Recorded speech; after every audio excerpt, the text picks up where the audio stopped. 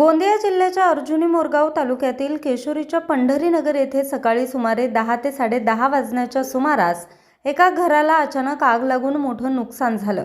सुदैवाने या घटनेत कोणतीही जीवितहानी झाली नाही। मिळालेल्या माहितीनुसार सदाशिव शिवराम मडावी राहणार पंढरीनगर केशोरी यांच्या घराला अचानक आग लागली।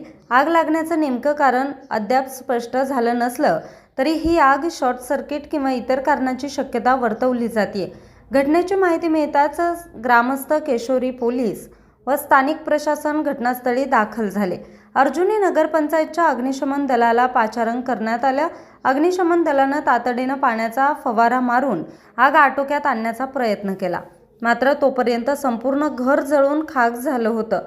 यामध्ये रोकड, दागिने, इलेक्ट्रॉनिक वस्तू, धान्य साठा, तांदूळ, भांडी, कपडे, खिडक्या, दरवाजे, झोपण्याचे पलंग, लाकडी छत, इतर फर्निचर साहित्य पूर्णतः जळाले। या आगीत अंदाजे 11,87,000 रुपयांचं नुकसान झाल्याची माहिती मंडळ अधिकारी पुंडलिक कुंभरे व ग्राम महसूल अधिकारी देवेंद्र बोरकर यांनी तहसीलदारांना प्रतिवेदनद्वारे दिले आहे। दरम्यान प्रशासनानं नुकसानग्रस्त, निराधार व बेघर झालेल्या कुटुंबाला तात्काळ नुकसान भरपाई देण्याची मागणी नागरिकांनी केली। न्यूज रिपोर्टर चेतन समरीत, आज 24 तास, गोंदिया।